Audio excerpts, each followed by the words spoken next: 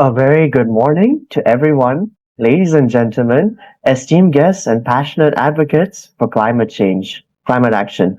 Welcome to day 5 of the Malaysian Support for the COP30 event, a 10-day virtual journey held in conjunction with the UN Climate Change Conference in Belém, Brazil.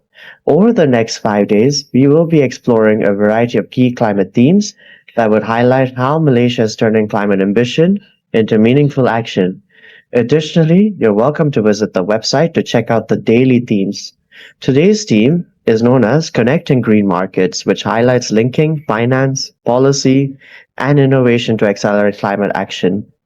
It explores how carbon pricing, climate finance, and transparent corporate practices can unlock new investment flows, bridge funding gaps, and ensure that the transition to net zero is both inclusive and equitable within the Malaysian context. To kick off our program, she'll commence with a conversation with Dr. Theseira, Chair of the Council of CGM. Continuing our exploration of COP30 outcomes, the session titled Connecting Green Markets, Financing Transformation for All explains how emerging markets like Malaysia can attract green investments while ensuring inclusivity. Please join me in warmly welcoming Dr. Gary as he'll share his insights and reflections to open our Day 5 conversation.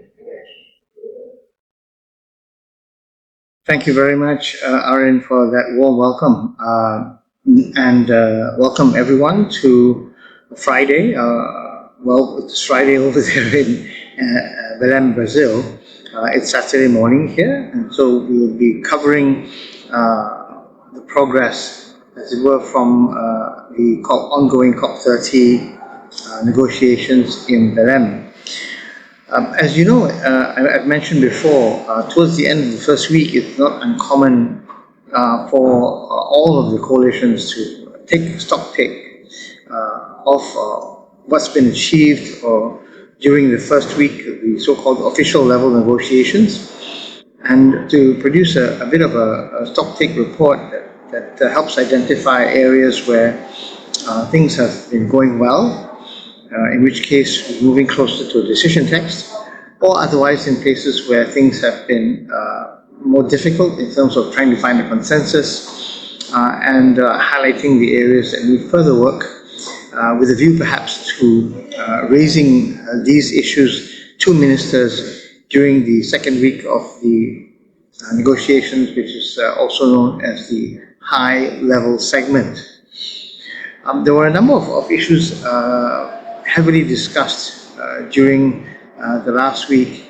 In particular, I'd like to focus on two this morning, and my updates this morning are based on the report by Akram Mustaqim, a fellow Malaysian over there in COP, in his report on the work on the Global Goal on Adaptation, or the GGA. And what we find is that there is some work that has been achieved, but that there are some areas where there have been agreements and disagreements moving forward. So parties have been engaging on the basis of a draft text, and they have very, very specific mandates. The first thing they need to deliver is the so-called 2-year UAE Belém work program, abbreviated to UBWP, and these will be on the indicators. Second, they need to develop the modalities for the Baku Adaptation Roadmap, the so-called BAR. It's a bit of an interesting acronym. And the third outcome is that they need to continue consideration on a kind of adaptation known as transformational adaptation. And this is per decision 2 of the CMA. Now, the focus of the informal consultations to date has been largely on the work program of the indicators. As the 2-year work program will end here in Belém, and parties will have to come to a decision on the adoption of these indicators. Now, these indicators are going to be critical in understanding what progress parties are making on the adaptation front. So we reached the decision actually has reached early preparation of the draft draft text stage. But as I mentioned before, there were strong points of both convergence as well as divergence. Where there is agreement is that the indicators should be voluntary, they should not constitute the basis of comparison among countries, and they should serve the purpose of assessing progress towards the Global Goal and Adaptation Targets, the GGA targets, and to the global stocktake process in order to assess the collective progress on adaptation. Now, while it is agreed that the list of indicators is still not perfect, it does require additional work. Also at issue, and this is a big issue, is exactly what to do with this final list of indicators.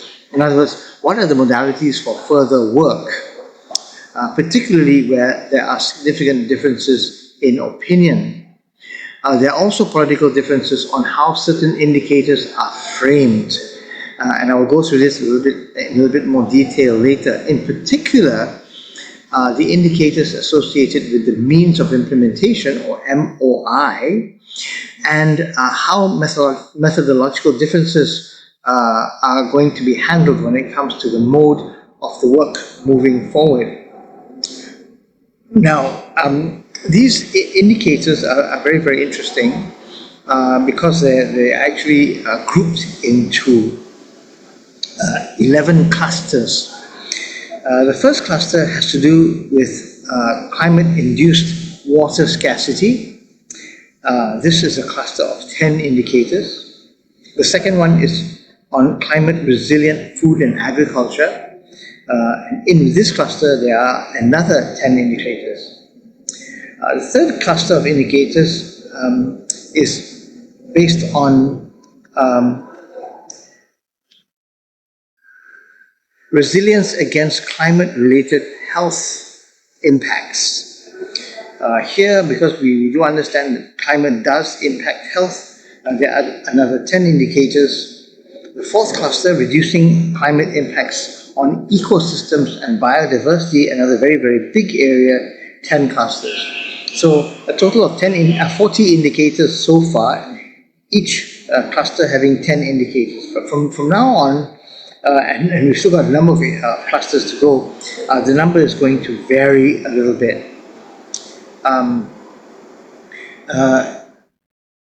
Resilience of infrastructure and human settlements.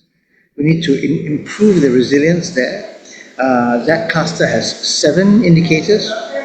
Reducing climate impacts on poverty eradication and livelihoods. Slightly greater number, 9 indicators there. Very interestingly, they've included one on protecting cultural heritage. And for this cluster, there are 8 indicators. Enhancing, or rather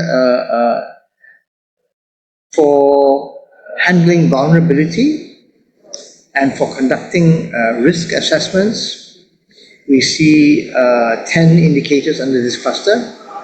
And then there are 2 clusters that require actually achievement by 2030. And these are target-oriented clusters. So the first of these is by 2030, all parties will need to have in place country-driven, gender-responsive, participatory, and transparent national adaptation plans. So the 10 indicators under this cluster. The second target-oriented cluster, by 2030, all parties should be able to demonstrate progress in implementing the national adaptation plans, policies and strategies, as well as demonstrate a reduction in socio-economic impact in the key climate hazard areas. Now there are 11 indicators under this cluster, and it's the largest cluster so far. But this is also the cluster where we begin to find that there is disagreement on how to frame some of these indicators. And so we find that there are up to 4 different options of indicators. So you have a particular indicator, but you have option 1, 2, 3, and 4, reflecting the different views of the parties on how to actually frame these particular indicators. So there's 11 indicators, like I mentioned, but some of these indicators exist in option form.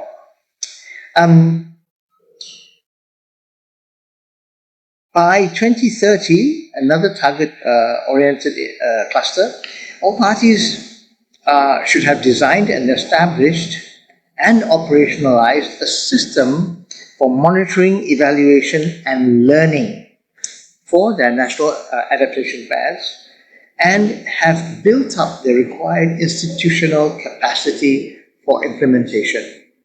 All right. So in this particular cluster, there are 5 indicators.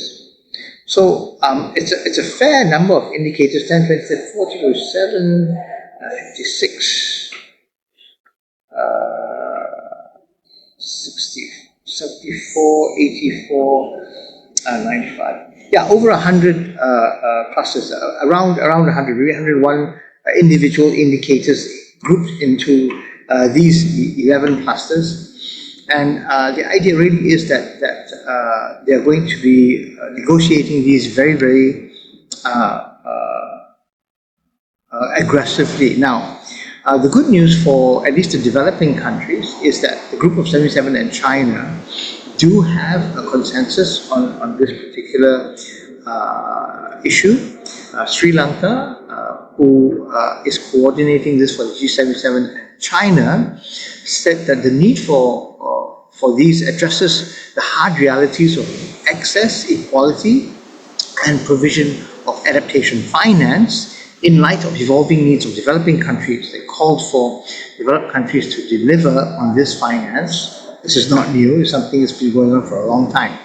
But the G77 in China expressed its concern that the current list of indicators are not fully aligned with the guidance provided by parties at the 62nd session of SABSA. And this is particularly in regard to the means of implementation indicators. That explains, of course, why we see that the means of implementation indicators do exist in up to 4 options. All right. The G77 reiterated that these means of implementation indicators are a core component of the UAE framework for global climate resilience. These means of implementation are also non-negotiable, and they must be aligned with Articles 9.1, Articles 10, and Articles 11 of the Paris Agreement, because we need to track international support flows from developed to developing countries. Sri Lanka also stressed that these indicators should remain focused on the core objectives of Article 7.1 of the Paris Agreement, meaning adaptation, and on measuring clear adaptation progress and implementation without merging with loss and damage and other metrics. So adaptation is seen as something that needs to be implemented and not sort of be sullied or co-mingled with the issue of loss and damage or other kinds of metrics. At the same time, while reducing or avoiding duplications with other projects. The G77 in making this, stating this position was backed by the Grupo Sur, or the Southern Group, represented by Uruguay, the Southern Group, of course, Brazil, Argentina, Uruguay, and Paraguay. They said that this adoption of these indicators was a priority for their group at COP30. They wanted a focus on the indicators of finance, technology, and capacity building, with particular emphasis on the finance indicators, as currently, in the group's view, they are not aligned with guidance given on means of implementation indicators. They also called for the deletion of indicators that are not aligned with the Convention and the Paris Agreement, and emphasized that means of implementation indicators should apply to all targets. The biennial transparency report, they stated, should be the main vehicle to report on these indicators, and that this reporting should begin in 2026. Now, the group has proposed a so-called Belém Climate Pact. And this is not surprising because a member of this group is, of course, Brazil, which are the presidency for this COP. And they are urging developed countries to actually triple the provision of adaptation finance to developing countries from 2025 levels by 2030, and they would like to see this adaptation finance reach 120 billion US dollars by 2030. All right, so backing the G77 and China up, with Sri Lanka speaking, the southern group containing the presidency delegation are making this very strong claim. Now, in doing this, they were supported by Botswana for the African group. They wanted the indicators to be outcome-oriented, to be contextually disaggregated, and they wanted to allow for the collective assessment of progress. At the same time, they wanted to point out that some of these indicators were inconsistent with the guidance provided since the subsidiary body number 60, and they're inconsistent with the convention and the Paris Agreement as well. They indicated that the way some of these indicators are being put forward, it is tantamount to rewriting the legal treaties by shifting obligations from the developed countries, from those who have emitted the most, to those who are least responsible for the climate crisis. As such, the indicators that would be on proportioning of government budget allocations to climate adaptation and resilience, as well as those indicators on annual adaptation finance expenditure, actually interfere with national sovereignty and national plans. The least developed countries also supported the G77 and China, and they raised similar concerns about the misalignment between some proposed indicators with the Convention and the Paris Agreement, and they actually, given the fact that they are the least developed countries, wanted to create a roster of experts whom they could draw on to advance adaptation. It wasn't all support for this. Of course, there were voices of dissent, particularly among the developed countries. Leading the charge for the developed countries, the European Union was very concerned about some of these indicators, but saying particularly that when it comes to indicators, it was not willing to support a so-called two-tier list that creates a hierarchy among indicators, and they preferred instead to adopt a single list of indicators that sees no bifurcation between indicators, and wanted the means of implementation to come from all sources. So here, of course, the EU wanting to not demonstrate any distinction at all in needs between developed and developing countries, and wanting the financial support, technological and capacity building support to come from both developed and developing countries.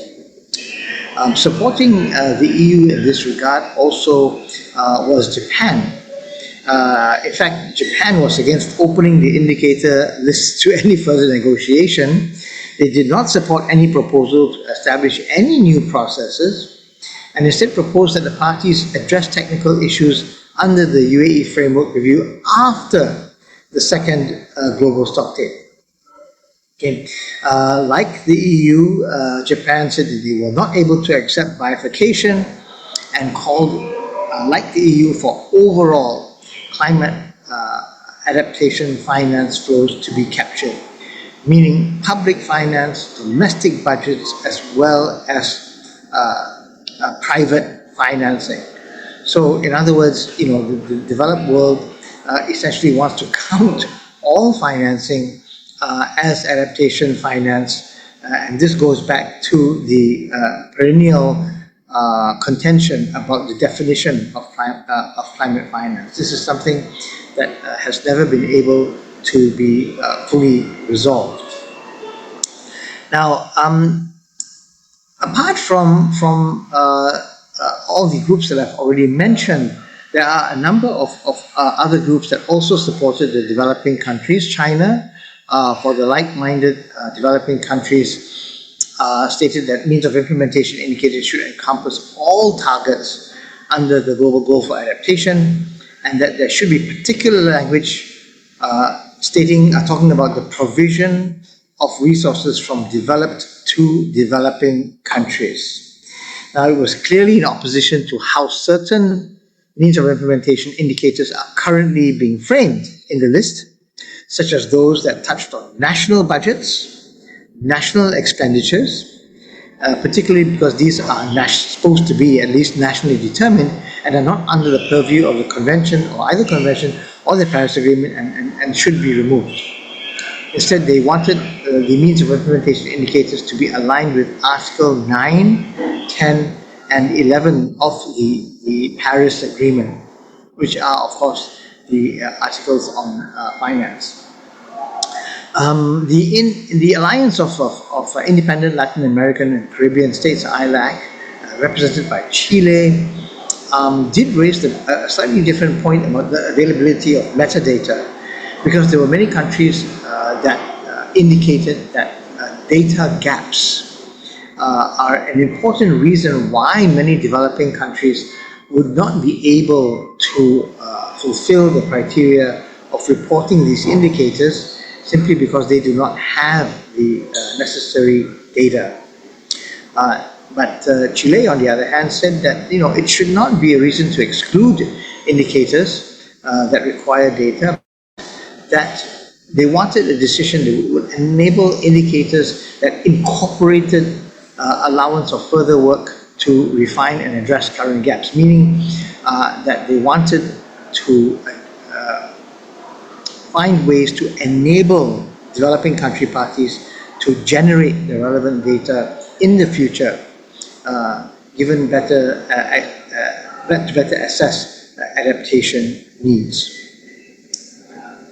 Now, this was not the only area where work was able to progress, and that there are some deep areas of agreement, as in the consensus position of the G77 in China, and also disagreement, including the somewhat binary positioning of parties, either for or against the framing kind of way in which the means of implementation indicators are framed.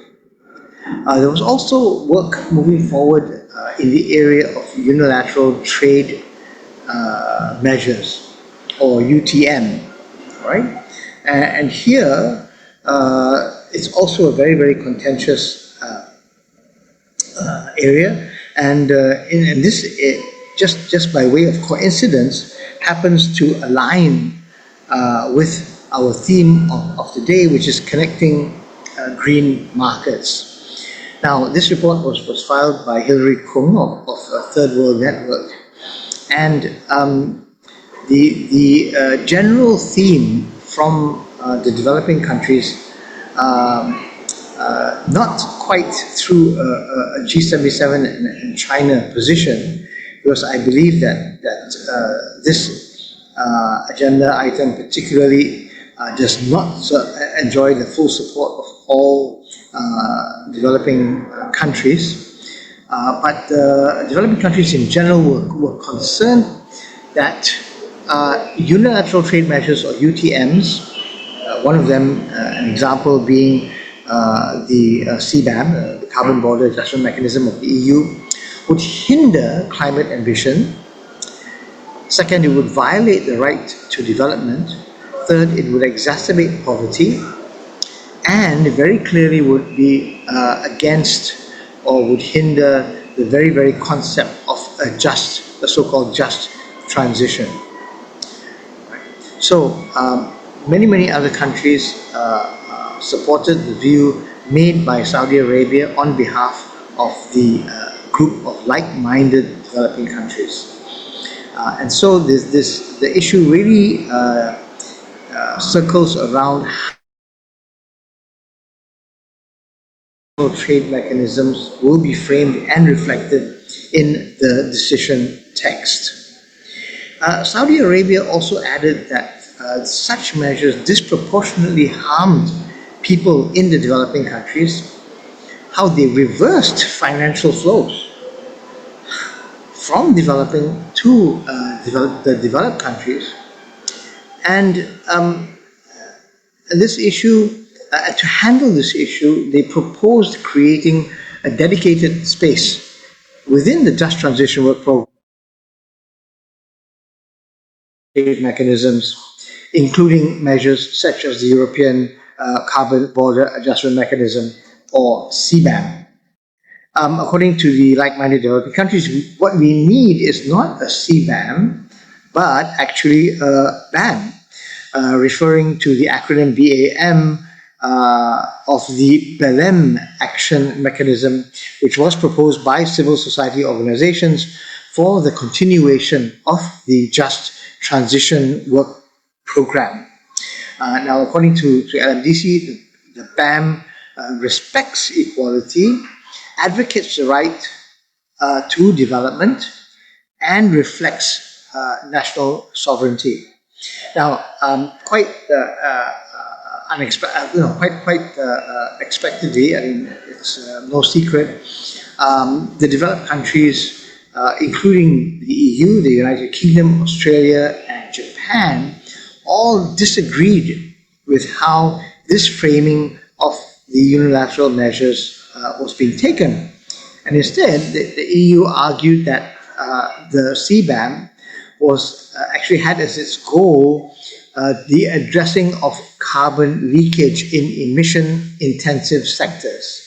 So in other words, they claimed that it was not a unilateral measure, and that the UNFCCC and the Paris Agreement have no mandate to assess other parties' policies.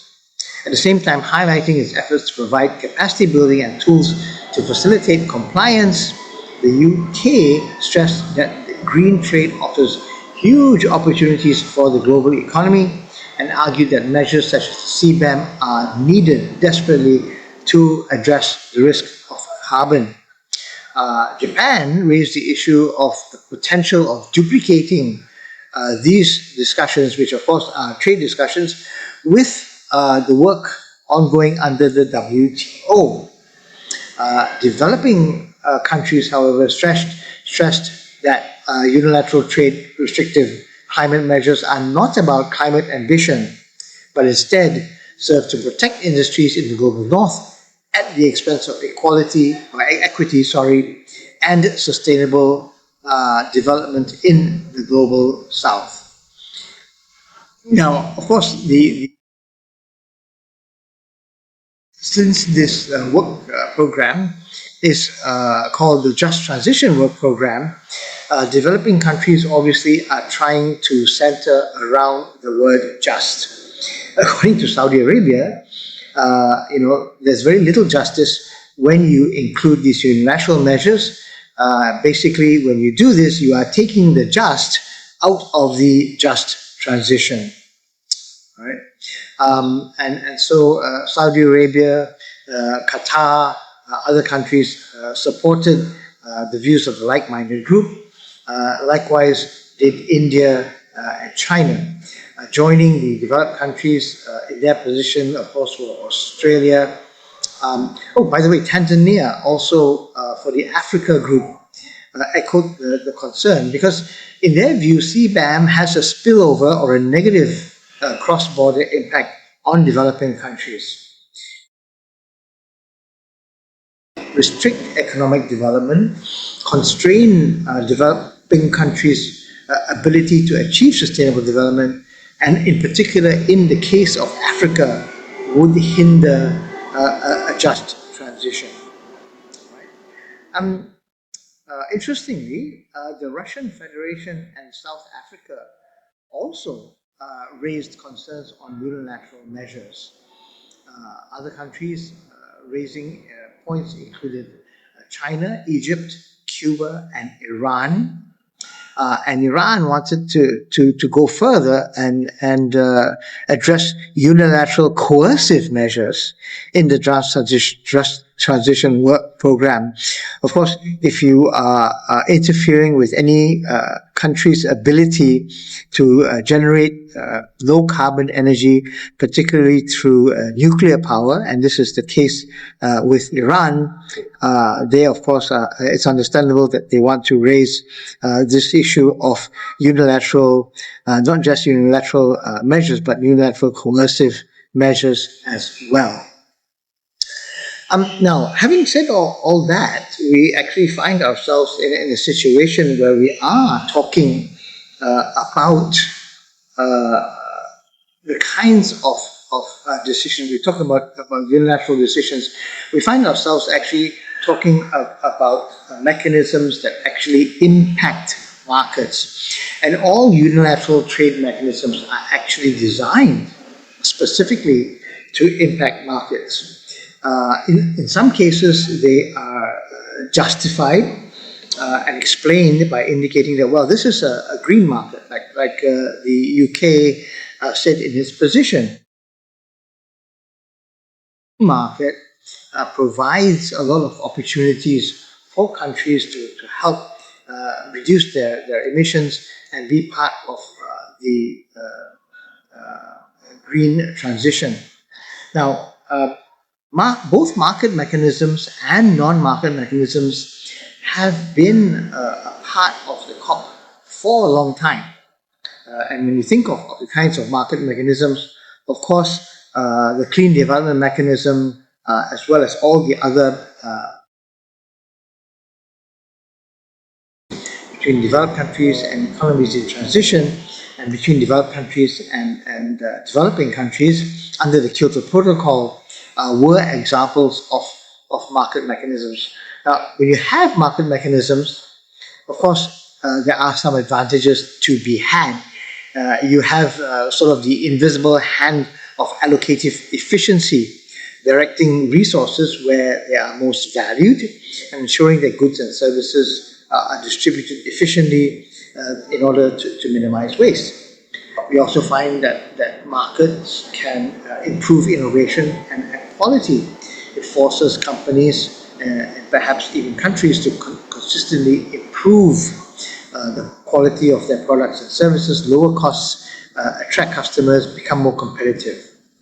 Markets allow some measure of consumer sovereignty. Consumers can decide what products they want, and this can lead to a wide variety of goods and services catering to diverse preferences. Market mechanisms are characterized by economic freedom to decide what to produce, what to consume, what to buy. There's minimal government intervention. And finally, the markets provide strong signals for investment. So market mechanisms can clearly indicate what sells more. It can guide investors and firms in terms of how to allocate capital. But on the other hand, market mechanisms have some disadvantages. And this is the rationale for the rise, as it were, of some of the non-market mechanisms out there. One of the areas in which market mechanisms have disadvantages is that they often lead to income inequality. Here, wealth, profit, and income can, and we see it happening right now throughout the world, all major economies, wealth being concentrated in the hands of just a few individuals. This increases the gap between the rich and the poor and potentially can limit access to essential goods like healthcare, like education, particularly for lower income households. There's also the possibility that failure, where the provision of certain vital goods and services, things like street lighting, things like health and national defense, might actually become unavailable because profit incentive might be low or non-existent. Another disadvantage of market mechanisms is that it can lead to monopolies, duopolies, or oligopolies, and this can exacerbate income inequality. Now, a big part of our current problem with climate change actually has to do with the concept of externalization.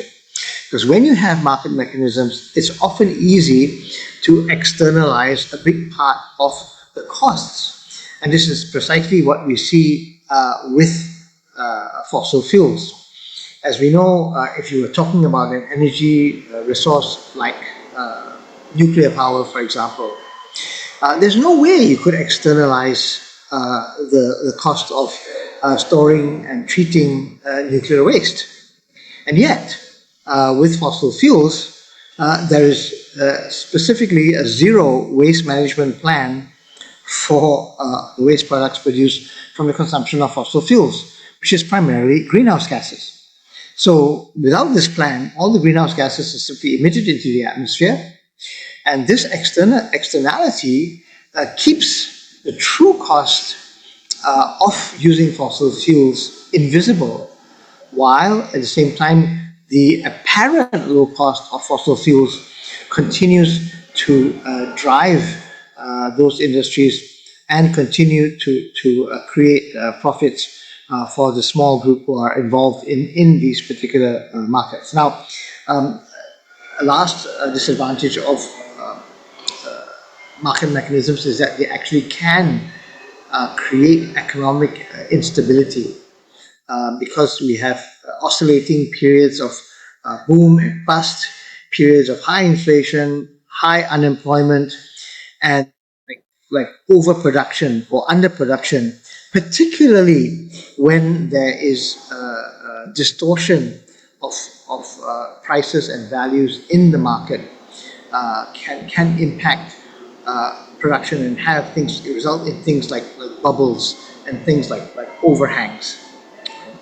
So when we think about how this relates to unilateral mechanisms, we can see that although green markets are something that on the one hand would be something that provided a great deal of opportunities, we sometimes see that when linked with unilateral measures, they can have key problems. Now, let's take as an example the establishment of the EU Emissions Trading Scheme, or the EU ETS. Now, for many years, in fact, even up to this day, the EU Emissions Trading Scheme is the primary platform for the trading of carbon credits. And the issue with some of these markets is that when the authorities of this market, in the case the EU, have free rein to decide what to admit or to not admit into these markets, then it can have a huge impact on key outcomes for reducing greenhouse gas emissions. The example I would use is afforestation and reforestation CDM. So as part of the Clean Development Mechanism, we had some measures that were aimed at reducing deforestation, but more specifically at financing afforestation and reforestation through the Clean Development Mechanism. And for a lot of developing countries, they allocated huge amounts of resources and time and finances to, first of all, negotiating the or afforestation, reforestation agreements and decisions, okay, as part of the Clean Development Mechanism. And in addition, they also expended a great deal of resources in assessing and identifying parts of their respective land areas that were either deforested in recent times and would have been applicable for reforestation, or identifying lands that had not been forests for periods in excess for 50 years, which would then enable the financing of afforestation on those particular lands. So after all of this expense of resources and time and negotiations to produce the rules and modalities for afforestation and reforestation, and all the effort to identify eligible lands, including in Malaysia, by the way, the EU simply destroyed the entire market by unilaterally deciding that they did not want to include afforestation and deforestation CDM credits in their market. So here we have a situation where we have a mechanism that could potentially have delivered vast areas of additional forest, not only administration of greenhouse gases, but for harboring biodiversity, for strengthening biological diversity, and for enhancing the supply of ecosystem services that all forests provide, including cooling, including water supplies, and all of these things.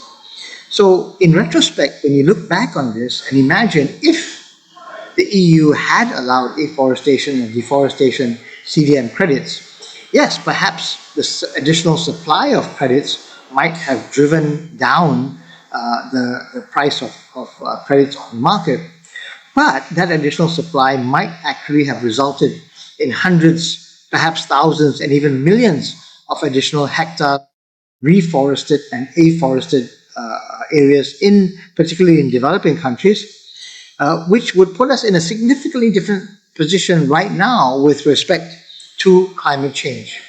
And imagine the ecosystem services that would have been provided by all those additional forests. In terms of cooling, think of all the heat waves that we've had. How many of those heat wave deaths might have been avoided if this had happened and we had been able to implement this as well. Now, in addition, I'd also like to begin thinking, us to begin thinking about how unilateral measures might actually also impact green markets. And the other mechanism actually involves unilateral measures that involve areas outside of the UNFCCC.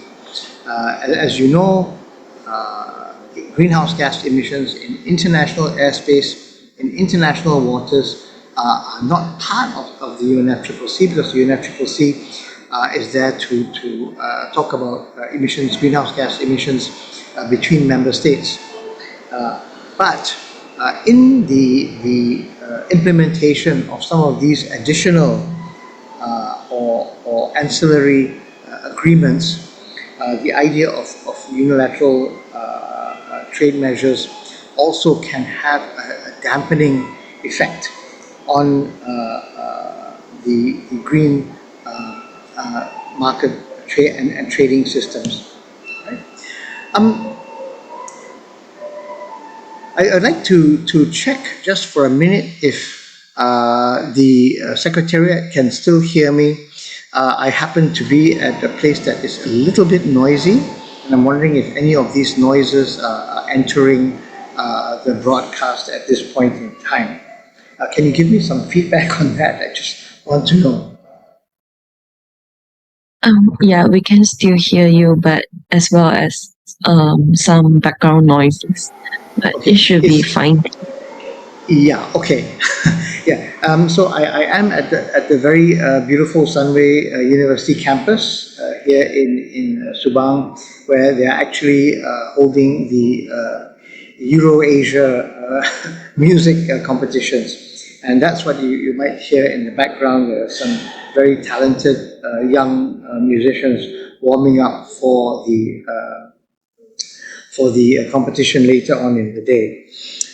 All right. So in the remaining time, I would like to actually go back a little bit in terms of the history of unilateral mechanisms and how they actually also can have a dampening impact on very, very specific areas where progress can occur to address climate change. Now, the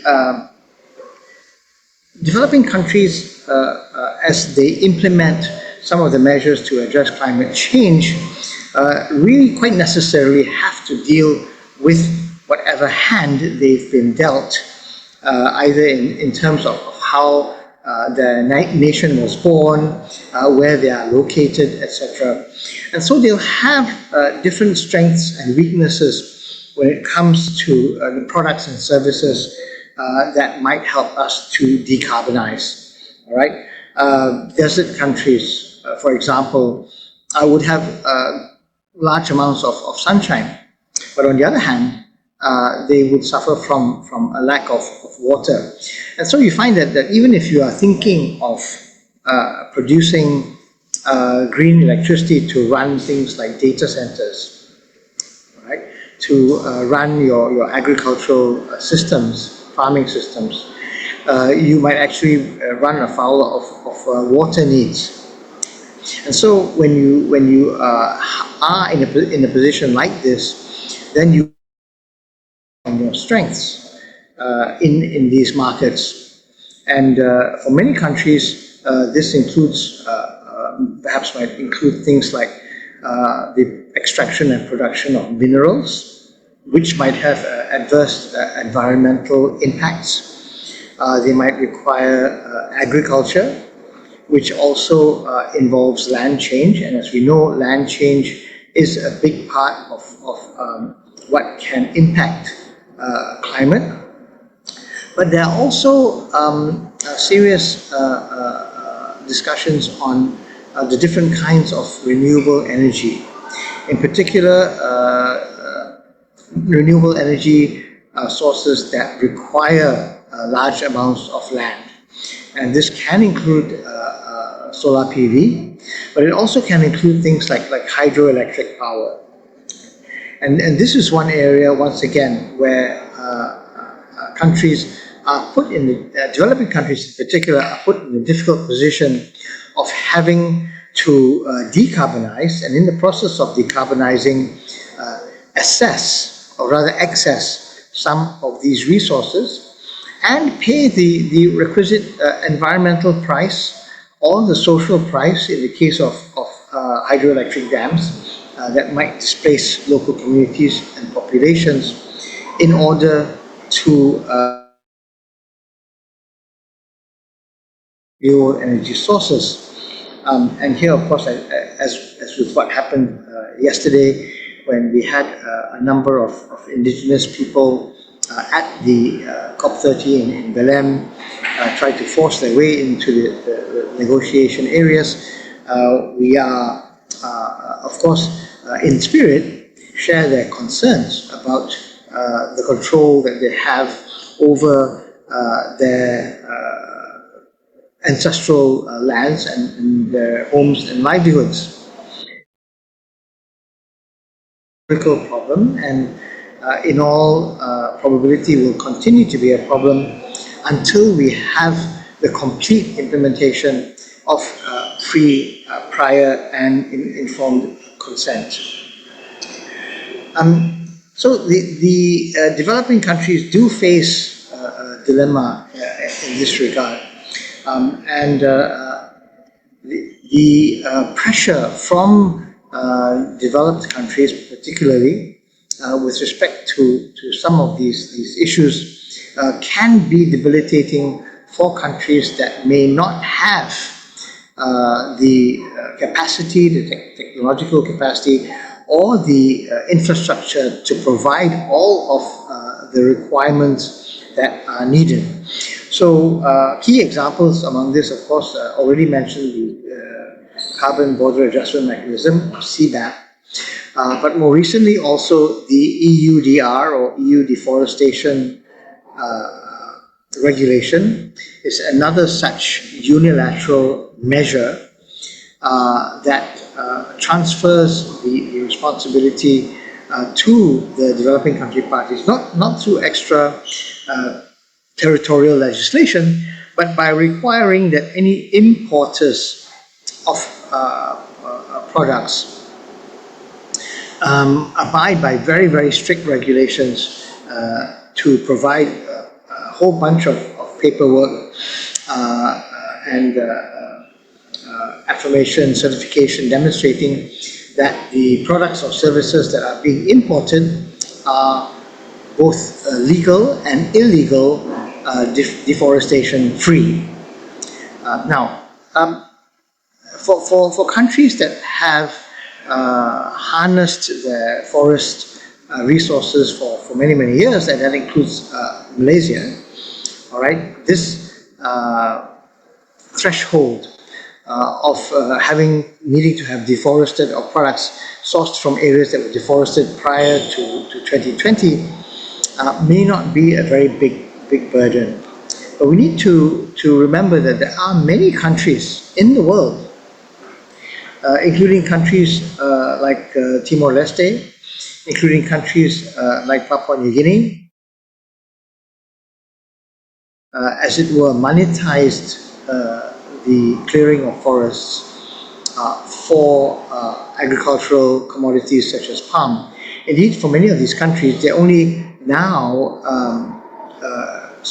in the phase of ramping up their agricultural production for key commodities like palm oil, and in many cases, are unable or will not be able to market their products in developed countries, even though it's been established very, very clearly that the production of palm oil is by far the most land and resource efficient way to produce edible oils compared to any other system of annual oil crop production. So talking about corn, rapeseed oil, sunflower oil, safflower oil, cottonseed oil, corn oil, etc. The ratio is quite staggering. You need up to 8 times as much land to produce the same amount of oil, and the type of production, annual versus a perennial crop, also means that you are not conducting any kind of major disturbance on the land for up to 25 years. Now, there are, of course, caveats to this. Soil management is very, very important when it comes to palm production. Labor issues and social issues are also very, very important. But on the other hand, we do have key international as well as national regulatory agencies, very, very well established, that have been able to put in place entire chain of custody certification mechanisms to ensure that oil palm meets all of the environmental, health, social standards out there to ensure that human rights and human dignity is protected. Okay. So it is, I would say, quite drastically unfair on countries that are just now beginning to find their feet, and in fact they are facing a dire situation, because even as they're trying to begin this developmental process, they are among the countries that are most greatly impacted by the extreme weather events and the other negative impacts that climate change brings. And so the idea of green markets, while on the one hand something that should be promoted, with the idea that distortions might actually be able to speed up the implementation of these things. At the same time, we need to bear in mind that there are other kinds of distortions in place that actually reduce the rate of implementation of measures to address climate change. I see now that it's 8:55 on the clock. I've been looking at the Q&A box, and I note that there are no questions there. At the same time, in the chat box, I also note that there are no questions there either.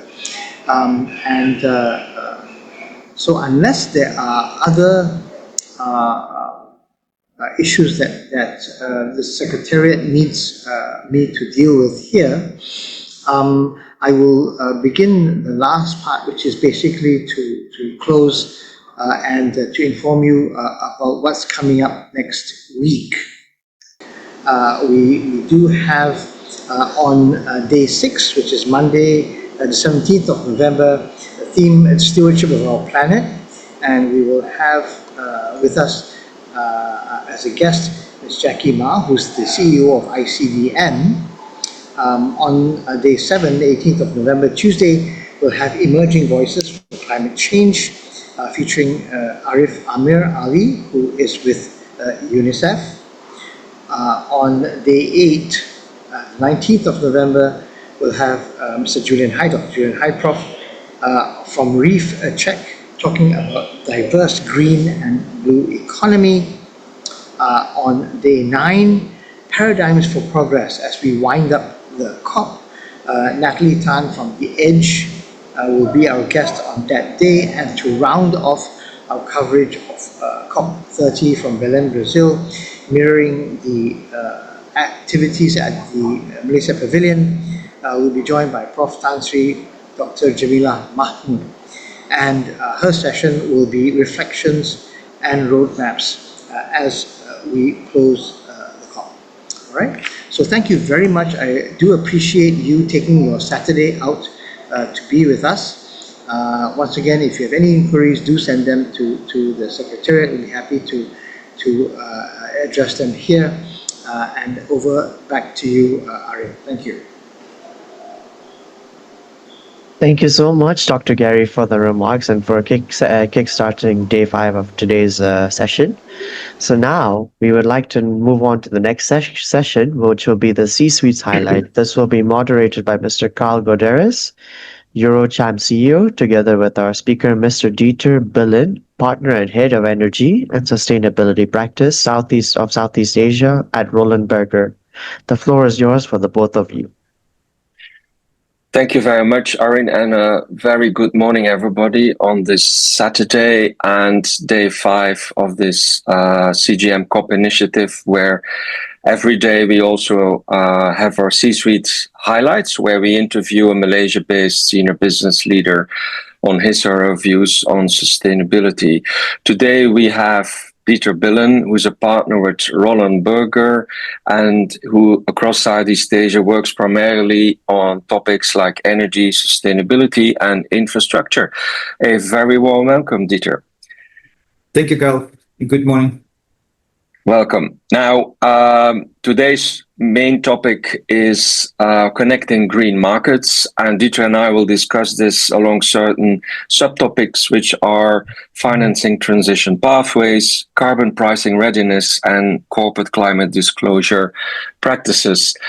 Dieter, we start each of these interviews with a more personal question. So can I ask you, growing up, to what extent were you exposed to the environment and to nature, and how do you think that this has impacted the way, at one hand, you feel responsible for future generations, but even more so, the way it impacts how you make business decisions within sustainability topics? Yeah, thanks, Karl. So I grew up in Belgium. I had similar like you, and my earlier passion was more in economics and business than in sustainability when I was younger. Also, I mean, just to be fully honest, and as disclosure, I think my current carbon footprint is not good.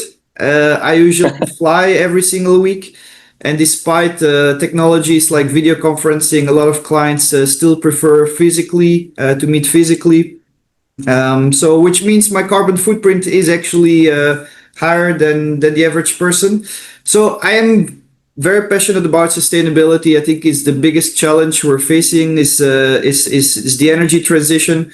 Unfortunately, as an individual, I think there's more that I can do. If I look at the waste I generate, for example, I'm sometimes also appalled at the kind of waste that my wife and myself generate. So I think, look, I try to do something about it on an individual basis as well. It's a challenge, and I also don't think it's Although it's important, it's also not realistic to expect that people will drastically change their lifestyle because of global emissions. I think there's definitely also certain things that we can do. So, for example, I refill bottles of water rather than buying plastic water. I try to reduce electricity at home where I can. But I don't think we will actually really drastically change our lifestyle because of global emissions. And therefore, I think we still will want to travel, and at least I still want to travel. We want to have fast and flexible transport options, consume a wide variety of products. We'll want to use ChatGPT or other AI tools. So the need for energy will only increase. And so what I'm actually passionate about and really interested about is how we can do that in a responsible manner.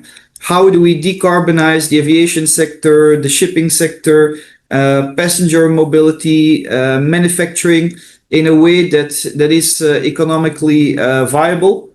So I work with organizations, companies, governments in Southeast Asia on these energy transition topics.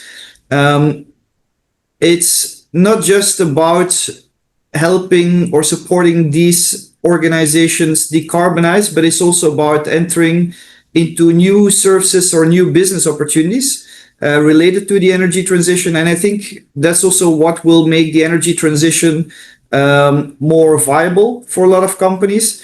If it's just about reducing carbon footprint, it easily becomes a bit of a negative story from a corporate perspective because it costs money.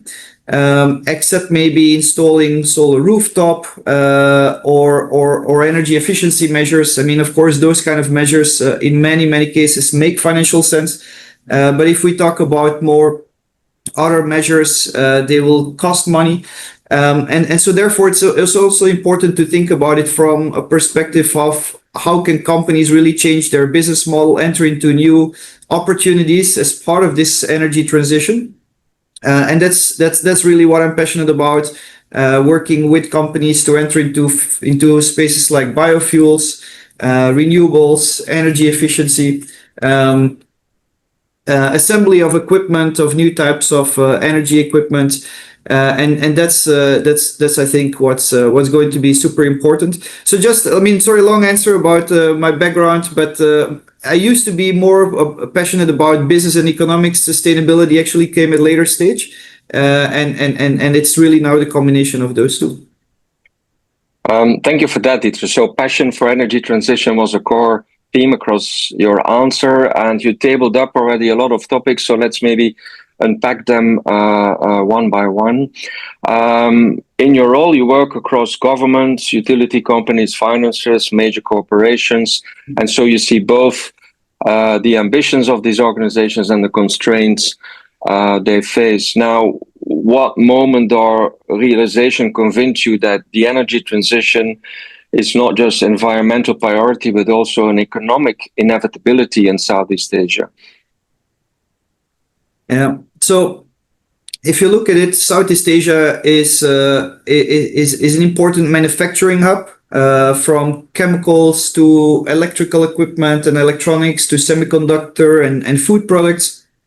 And Southeast Asia's manufacturing sector will continue to grow, especially in the geopolitical environment and being a balanced positioning between the US and China in what we call being a connector region.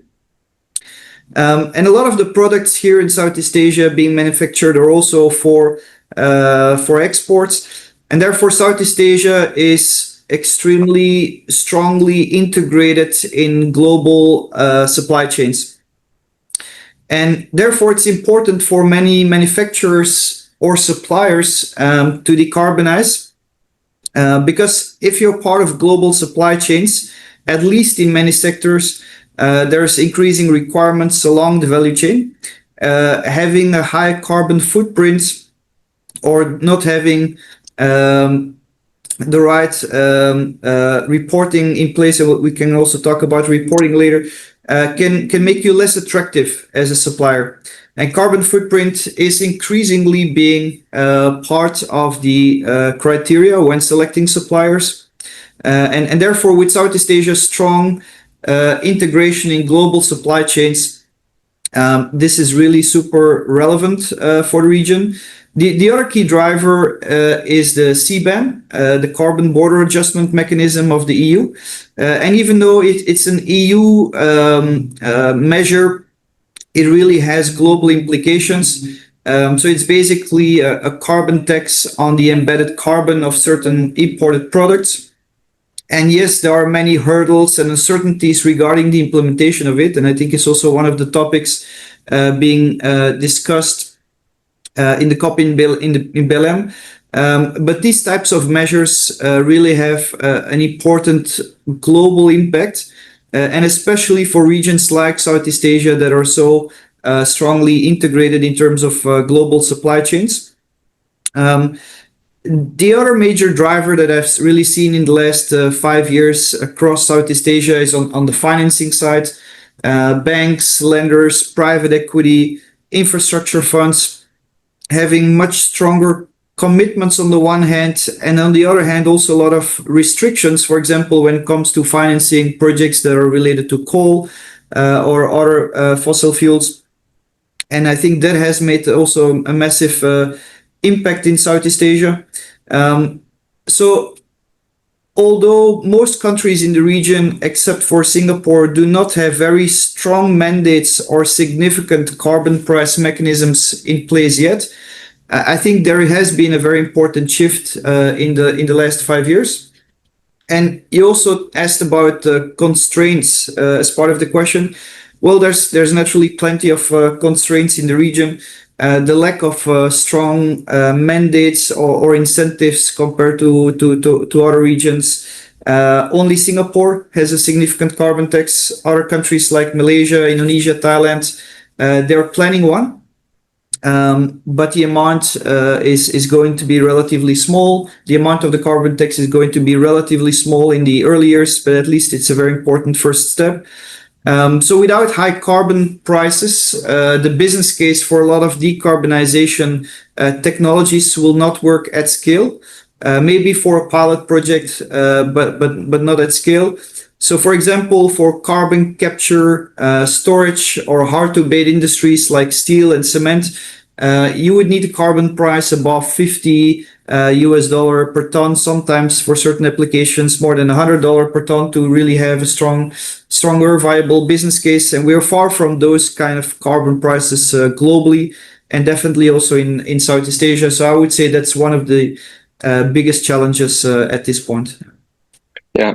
But okay, coming back, so initially you said that the driver for Southeast Asia, Malaysia also being export hubs, is a market driver. So your inclusion in supply chains that leads to global markets that forces companies to adapt. You mentioned financing picking up. However, yeah, we're talking today about financing the transition pathway. And of course, many governments, Malaysian and regional companies, how this transition pathway should look like. But despite some progress, financing architecture still seems a bit insufficient and fragmented. So what do you see? And sorry if I asked you the same question. What do you see as the biggest structural barriers for capital to really flow into these transition projects in the region? Yeah, I mean, if I need to name one specific barrier, it's really the lack of mandatory carbon pricing models, except in Singapore at this point. Overall, there is definitely no lack of capital waiting to be invested in energy transition projects. There's plenty of investment funds, infrastructure funds, and other types of investors that are actually looking for energy transition projects. So the challenge is not the availability of capital, but the availability of projects with the right risk-return profile. And especially with no or low carbon prices, the business case for energy transition projects is often not there for many technologies or applications, including in Southeast Asia. Who's going to invest in capturing CO2 in a power plant and invest in the storage of the CO2 underground without a significant carbon price? Who is going to invest in decarbonization of green steel using green hydrogen? These projects do not work beyond pilot projects if there is no significant carbon price. Luckily, a lot of applications do have already a good business case, even with no or small carbon prices. Naturally, I mean, renewables. This is we've seen rapid growth of renewables across Southeast Asia in the last 7-8 years. We continue to see very strong growth in the Philippines. Now also Malaysia is very much back on the radar when it comes to renewable investment and financing. Indonesia still needs to come to a large degree. Battery storage, behind the meter batteries, but also increasing investor interest in terms of larger scale battery storage projects. Sustainable aviation fuels, demand here is to a large degree driven by mandates. So it's again mostly an export market at this point. A lot of the sustainable aviation fuel plants that are being planned in Southeast Asia are to a large degree tapping into export opportunities, for example, to Japan or Europe, and leveraging the feedstock in the region. Biogas and biomethane, where we also see a lot of investor interest for these type of projects. For example, also eyeing export of biomethane to Singapore for electricity, for data centers, for example. So there are, of course, naturally a lot of these type of projects where there is a good and better risk return profile. But even there, larger investors want scale. They don't necessarily want to invest on a project by project basis. They want to invest in a portfolio of projects. So therefore, I think one of the challenges is really how do you create for the larger investors, how do you create a platform or portfolio of projects? That's typically not so easy.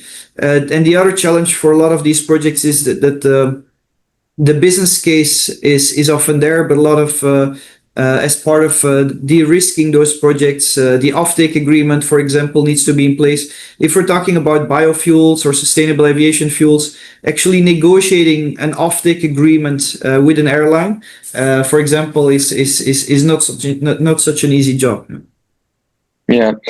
Now, this past week in various other discussions, it became clear that when we talk about climate action, at one hand, there's a too much narrow down focus on decarbonization, although we know that climate action is a lot broader. However, in the discussion today, we speak specifically about the decarbonization topic from a market point of view, and it seems like the cost for carbonization is not there, and therefore the opportunity for decarbonization is a bit restrained. But you are working also with governments, you do projects with governments, and so I'm just curious, this very withheld move into carbon pricing in the region, how do you explain that politically? I mean, Malaysia is now introducing next year, if I'm not mistaken, a first wave of carbon pricing limited to steel and oil and gas primarily. Is this a pilot? Is this a wave one? How do you read the political sentiment around it? What's your view, Dieter? So I think when it comes to carbon pricing, I think it's also important to distinguish a little bit between different carbon pricing models. So the first distinction is between the voluntary and mandatory carbon pricing model. The mandatory is sometimes also called a compliance market. So the voluntary is what already exists in most countries, and including in Malaysia, where there's no mandate by the government, and it's on a voluntary basis that already exists, which also means because it's voluntary that the carbon prices will be relatively low. I think the breakthrough is really when you move towards mandatory carbon pricing mechanisms or compliance markets for carbon pricing. And there you have made basically two big models. One is a carbon tax, which is a tax on every CO2 being emitted. And the other option is an emission trading scheme, where the emissions are fixed and the carbon price is therefore then a market-driven price that basically balances carbon so that the emissions are within the bandwidth. I think a carbon tax is a more practical option for countries in Southeast Asia, including Malaysia, and I think that's also what most countries, including Malaysia, are planning to do. And I think what's going to happen, and I think that's also the direction that Malaysia is going, is to go for that carbon tax. Start with a relatively low level, between $5 or $10. I think that's the range that a lot of countries in the region are looking at. Applied to certain sectors, and then gradually increase it over time. That's also what Singapore originally did. Is start with a relatively low amount, and then gradually increase over time. It's also very important to look into the details. I mean, if you look in some countries where that have a carbon tax, it's actually I did that once. It's quite interesting to see at all the exemptions. So I think the headline news is a carbon tax of a certain amount per ton of CO2. Actually, in reality, there's a lot of exemptions, a lot of sectors, but also types of companies and companies that are actually exempted. So I think the devil is also in the detail. So I think that's a pragmatic way to do it. Is a carbon tax, start with a small number, increased over time. A carbon tax from a business perspective as an investor, I think it's also easier compared to an emission trading scheme because you know what the tax will be, rather than an emission trading system where the price fluctuates.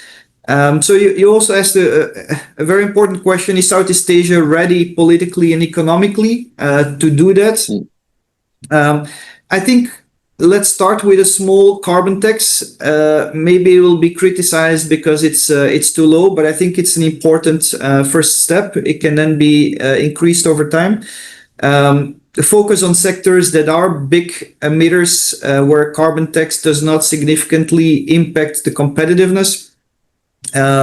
So, for example, I would say power plants, sectors that are covered by the CBAM, like steel and cement.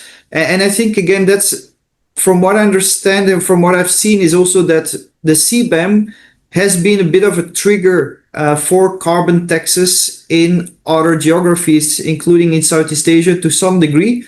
Because why let European Union tax those imports, or tax the carbon on those of those imported products, whereas also Southeast Asia can actually tax that and keep the tax revenue in Southeast Asia. So in a way, the CBAM has been a bit of a trigger for those kind of carbon pricing models in other parts of the world, and therefore I think also makes these carbon pricing mechanisms, including the mandatory ones, more likely.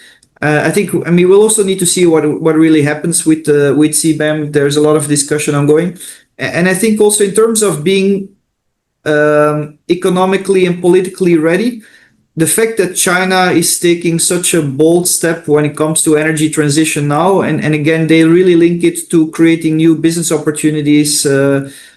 Dominating key sectors, but doing that in a bold way, I think also gives sets a bit of an example for other countries, including in Southeast Asia, to also be bolder in terms of energy transition.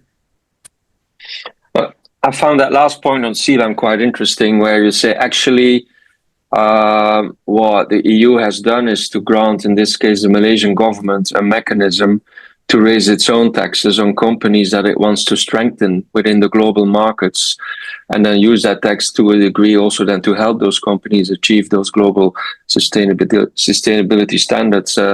It's maybe a perspective that should get more public attention, if you ask me. Now, I want to move on to a following topic, Dieter, which is around corporate climate disclosures as strategy, where, and this has been discussed also almost ad nauseum in a few previous discussions, that in large organizations the focus is too much on compliance and reporting, and increasingly so, and there's not sufficient board appreciation of allocating capital to the energy transition in this case. So how do we think we can shift that attitude or that approach away from pure compliance driven to a more strategic view?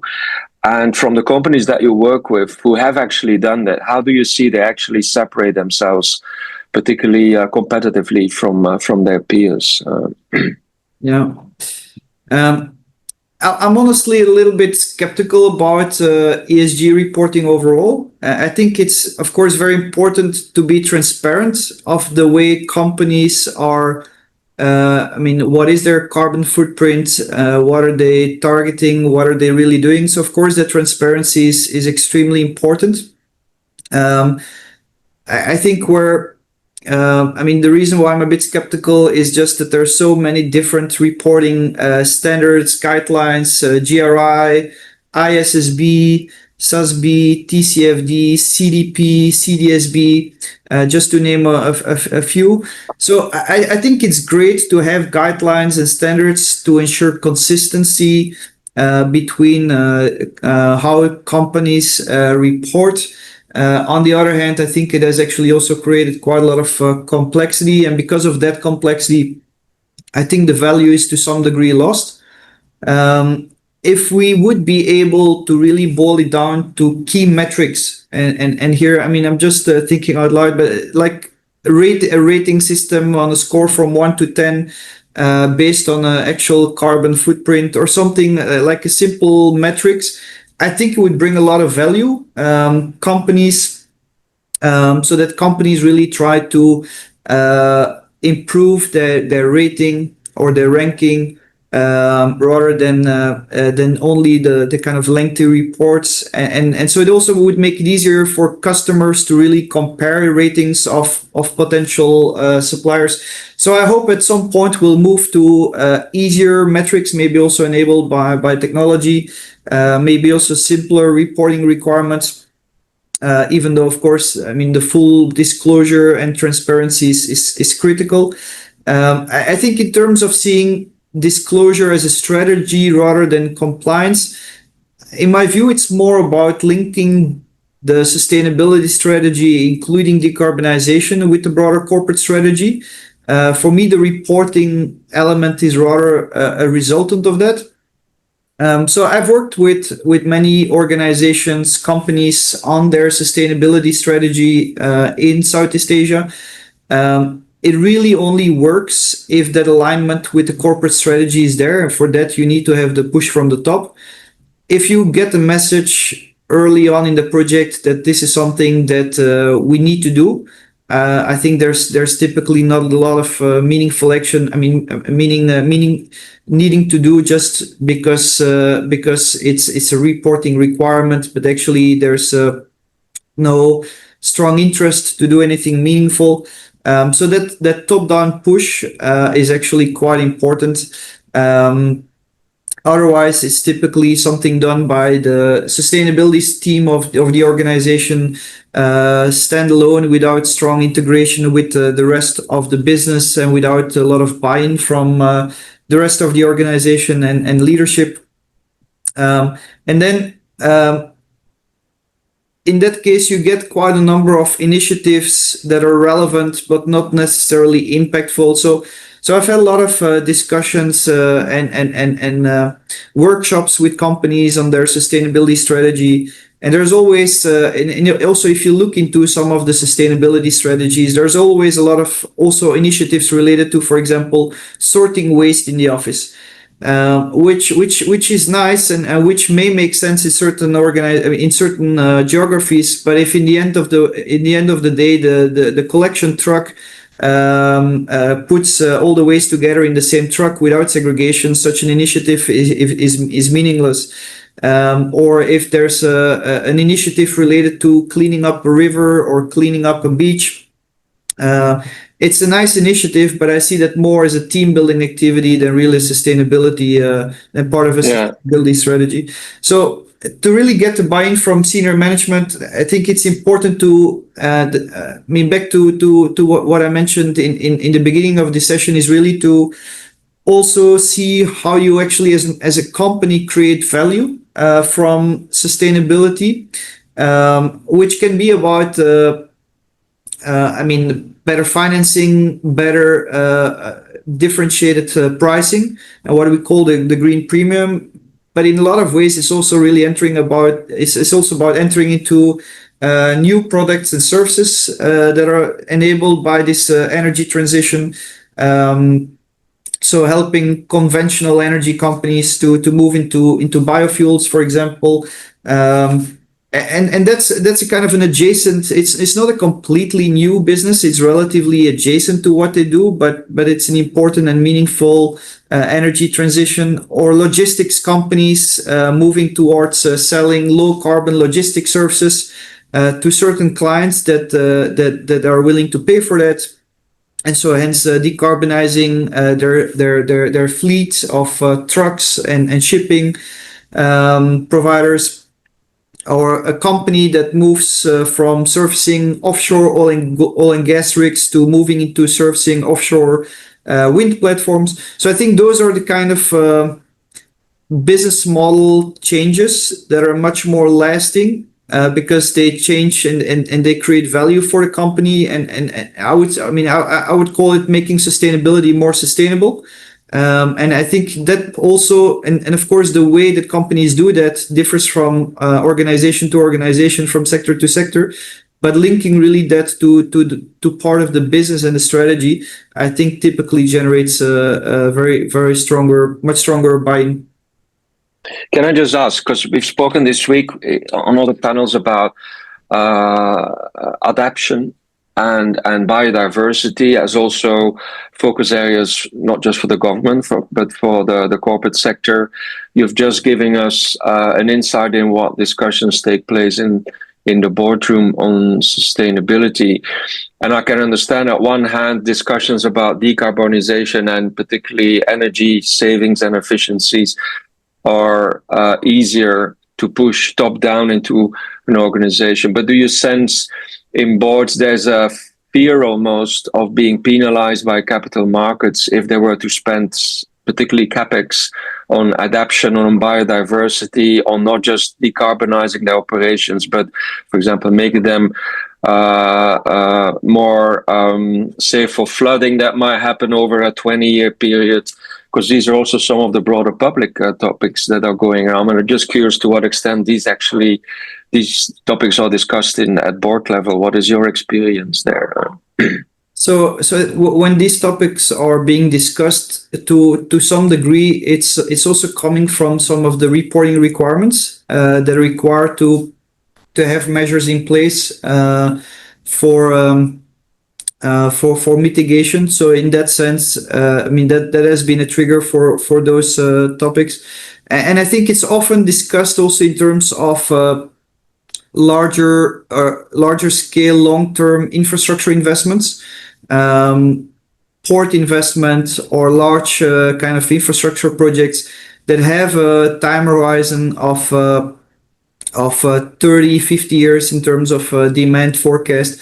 I think for those types of infrastructure, I think it's very meaningful, and that's where there's very strong genuine interest to discuss how will flooding look like at that period of time. You're talking Malaysia, or is this globally? I'm talking about Malaysia. Yeah. Okay, that's good to hear. Yeah, I think for those kind of large infrastructure investments with long-term planning horizon, it's definitely discussed. I think for a lot of other sectors that have a shorter time horizon, I don't think it is really considered very strategically at this point. I think you also mentioned biodiversity. I think compared to reducing greenhouse gas emissions, I mean, the focus on biodiversity and nature more broadly, I think is a bit more nascent. I see more and more interest in that topic. I think we're still at early stages when it comes to corporate commitments in terms of nature and biodiversity. More and more interest, but I think it's way behind the curve compared to decarbonization. Okay. I'm looking at the time, Dieter. I think we have time just left for my final question, which is Roland Berger as a global consulting organization. To what degree are you engaged and involved in the current COP conference, and what do you expect as an outcome of that conference?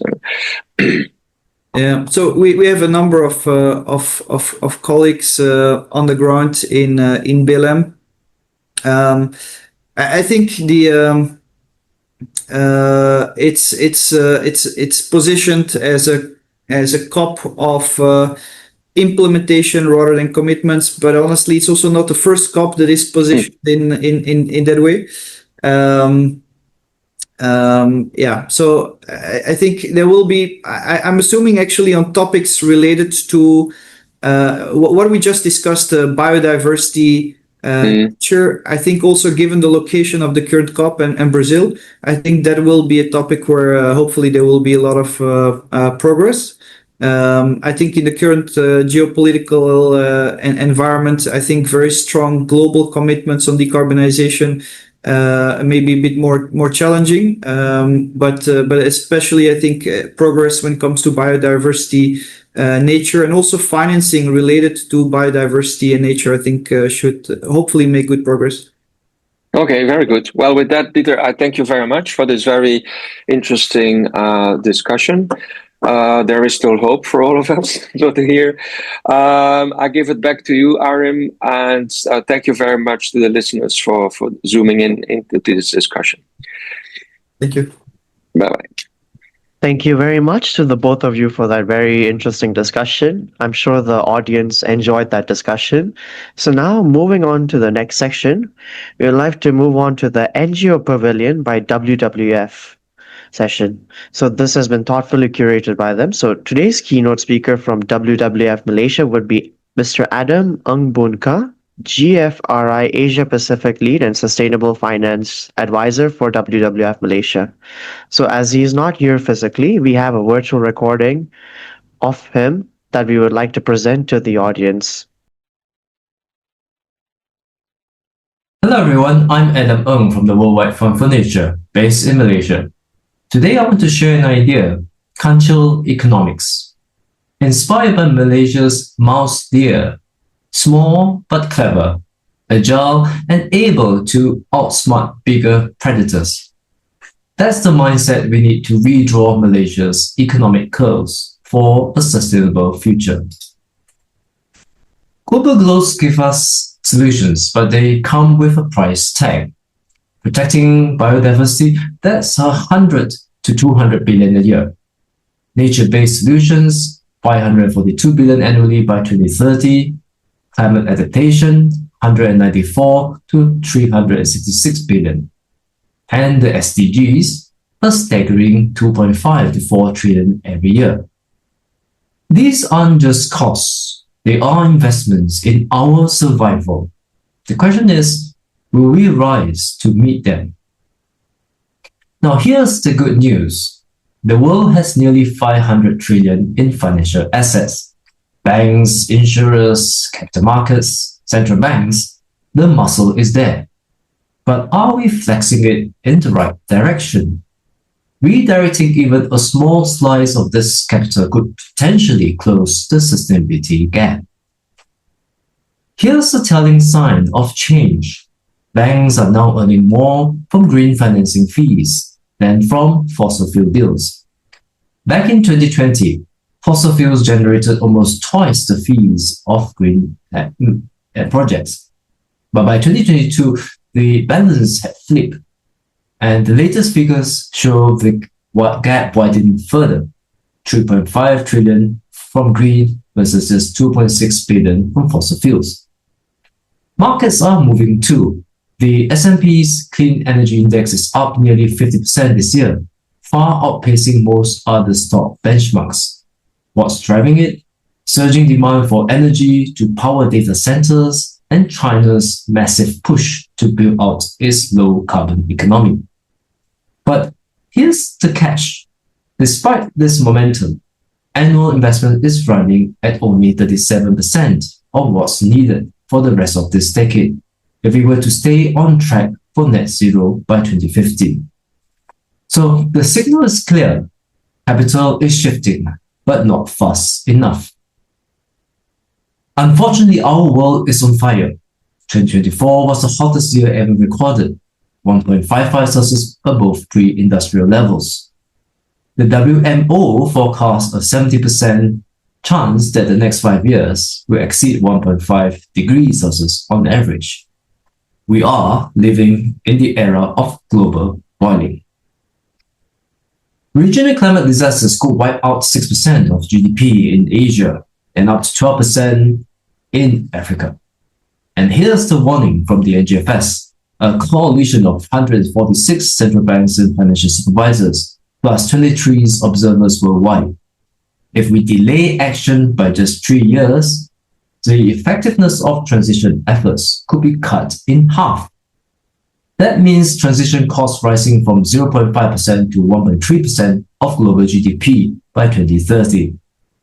Every year we wait, the bill gets bigger and the solutions get weaker. Now, let's not forget that we are living through the sixth mass extinction. We are losing at least 10,000 species a year, which is at least 1,000 times the natural extinction rate. Based on the theory of the butterfly effect, the loss of a single species will have a ripple effect on other animals that are part of the food chain, and subsequently on the environment, which provides humans with essential ecosystem services. Now, this isn't an environmental crisis, it's an economic one. Fisheries, palm oil, and ecotourism all depend on healthy ecosystems. If ecosystem services collapse, the world faces a 2.7 trillion annual GDP decline by 2030. In finance, we often worry about making the wrong move, taking the wrong risks, investing in the wrong asset class. This is typically a type 1 error. But today, the bigger danger is the type 2 error, failing to act when the world has already changed. And when it comes to climate and biodiversity loss, hesitation is the costliest mistake of all. Let me share a hopeful image. The crocodile economics is the moment when a nation GDPs keeps rising while its emissions fall, and the two curves opening wide like a crocodile's jaws. For over 2 centuries since the Industrial Revolution, economic growth has marched hand in hand with fossil fuel use. But that link is breaking. Today, 49 countries have already decoupled growth from carbon, powered by renewable energies, the rise of electric vehicles, and the fundamental shifts in energy systems and policy. And here's the real opportunity. Economies from developing markets don't have to repeat the carbon-intensive path of the past. With today's affordable, clean technologies, they can leapfrog straight into a low-carbon future. To achieve a climate-safe, nature-positive economy, emissions must peak now. And by 2030, we need more nature than we had in 2020. At least 30% of the land and oceans are protected. The footprint of our production and consumption is halved by 2030. That's the essence of bending the curves, shifting from decades of decline to decades of recovery. It's not enough to slow the damage. We must rebuild the natural system our economies and lives depend on. We are seeing real momentum in sustainable finance. climate risk is now recognized as financial risk. It's no longer a side issue. It's core to balance sheets. Taxonomies have been launched in China, the EU, and other regions, giving investors a common language. Green bonds are surging, channeling billions into clean energy infrastructure. The ISSB disclosure are harmonizing sustainability reporting, making it easier to compare and trust data across markets. And it's not just about disclosure. Multiple regions have launched carbon trading pilots, creating price signals for emissions. ESG is increasingly integrated into listing and reporting rules, meaning sustainability is becoming part of market standard. But headwinds remain. ESG backlash in the United States, concerns about greenwashing, and geopolitical uncertainty all threaten to slow progress. The challenge is to keep the curve rising. As we look at where sustainable finance is heading, several powerful shifts are underway. We have seen the initial launch of the Tropical Forest Facility last week. Major economies will be re-anchoring net zero and nature positive goals right into the industrial and economic strategies. We will be also seeing the full integration of sustainability into central banking and financial supervision. That means climate and nature risks are treated like any other systemic risk, monitored, managed, and embedded in oversight. At the corporate level, there will be clear increase in sustainability investments. Companies are no longer treating ESG as optional. It's becoming core strategy. And in parallel, financial institutions will be factoring climate and nature-related risks and opportunities into their portfolio and lending decisions. On the disclosure side, the ISSB framework is gaining traction, now inclusive of nature risks and opportunities, and that's a big step toward consistent, comparable reporting worldwide. We'll be seeing the mainstreaming of transition finance and taxonomies, which is catalyzing cross-border transactions and lowering friction for capital growth flows. And finally, technology is accelerating the shift. AI-enabled ESG analytics, natural capital accounting, and GSG tracking are giving us sharper and faster tools to measure impact and risk. Together, these trends show us that sustainable finance isn't just maturing, it's embedding itself into the very DNA of the global financial system. China's Wuzhou pilot zone shows what's possible when policy and innovation meet. Some of the local banks there have green loan ratios above 40%. They have developed clear transition pathways, carbon accounting tools for corporates, and even subsidies to ease the burden of decarbonization. SMEs can access a Green Loan Express program, making sustainable finance fast and practical. This is a model of top-down policy drive combined with bottom-up innovation, and it's a model Malaysia can learn from. Imagine Malaysia creating its own pilot zones in Penang, Selangor, and Sarawak, where SMEs can access affordable transition finance, biodiversity risk management is built in, and banks compete to innovate in green finance. It shows us that sustainable finance isn't just theory. It can be designed, tested, and scaled. Think of the consumer game. Small but clever. That's Malaysia's advantage. The country economics is about agility over size. It's about shifting from raw growth to meaningful progress. It's about turning values into values creation and punching above our weight. Imagine policies that move at the speed of innovation. Public, private, and people partnerships that unite government, businesses, and communities. Strategies that reward long-term wins over short-term gains. Equitable allocation of resources, smart risk-reward sharing, and adaptive intelligence to outsmart the giants. Malaysia doesn't need to be the biggest economy to lead. We need to be the most agile, the most innovative, and the most committed to sustainability. And that's how we carve out a unique role in the global transition. Now, picture Malaysia in 2030, a sustainability-first nation. Planetary health at the core of the GDP, governance and conducive enabling environment, R&D, tech innovation, sustainable production and services, green trade and markets, and various sustainable asset classes.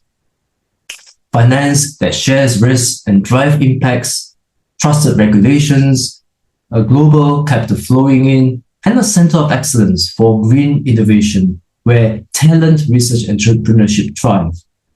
This vision isn't abstract.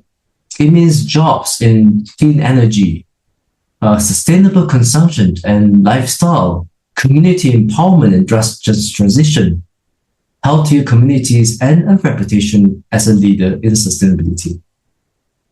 From crocodile economics of decoupling to the bending of the climate and nature curves, country economics is Malaysia's chance to redraw our sustainability finance S-curve and to lead with agility, creativity, and courage. Well, not the biggest player, but the one showing the world how sustainability can be done with heart, intelligence, and courage. Thank you, Climate Governance Malaysia and WWF for this opportunity. Thank you.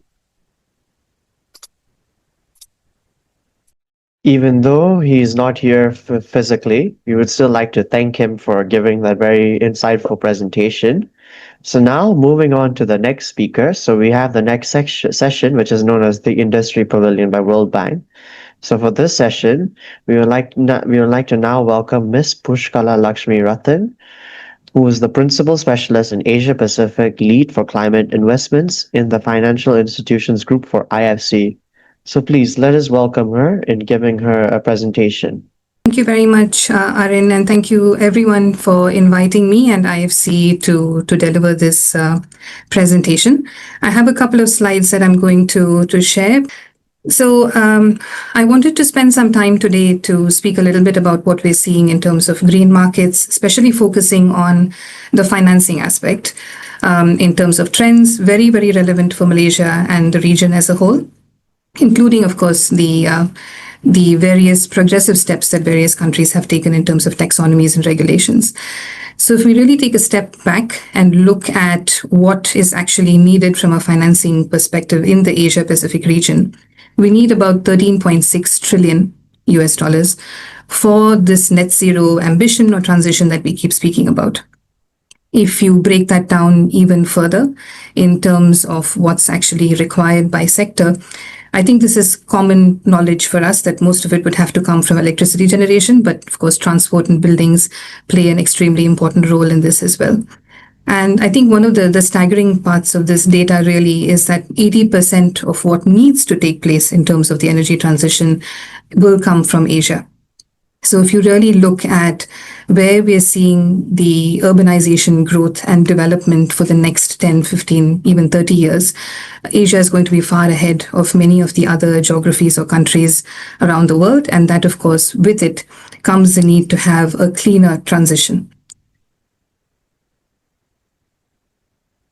To break it down a little bit further, what we have observed in the market so far is that there are now very specific pools of innovation that are developing. You do have a lot of the investments in sustainable projects, and this is something I think we're hearing more and more about.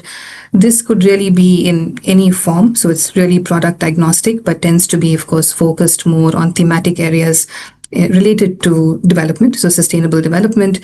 And this could be anything from direct project lending to, of course, the capital markets piece, which is now a very, very large part of the scale of finance and the finance flows that we're seeing in the market. So you do have a lot of innovation from a financial product perspective, which is not only now a developed market area of work, but we see a lot of it coming into developing markets and emerging markets as well. In addition, we see a lot on the fund side because they play the role of an aggregation platform or a facility, which could also address a number of the smaller projects that sometimes don't have access to finance. a lot of what we see in terms of innovation tends to be on the debt side of the market, but increasingly, of course, on the equity side as well.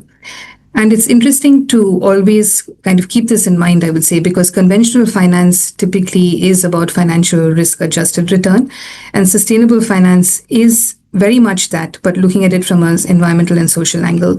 And with the maturity that we're seeing in the market over the last few years, including in Asia, we see, of course, this becoming narrow and narrow in the sense that projects that have a sustainability element are equally viable or bankable as conventional projects and are making returns that are feasible and economically viable as well.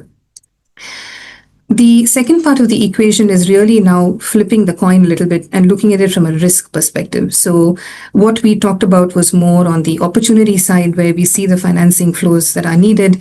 From a risk perspective, equally, given that climate change is already here, we see a lot more need and, of course, interest as well, especially from financial sector players, but across the board, I would say across all stakeholders in terms of climate risk assessments, disclosures, and looking at how you can actually preserve your balance sheet or your capital against the physical and transition risks that are pertaining in the market. And with this, of course, comes the need for standardization, the need for practical tools and implementation that can help a lot of these stakeholders address this. So this is really the kind of innovation or development and advancement that we've been seeing in the last couple of years. And we see a lot of it, of course, pertaining to Asia and Malaysia as well.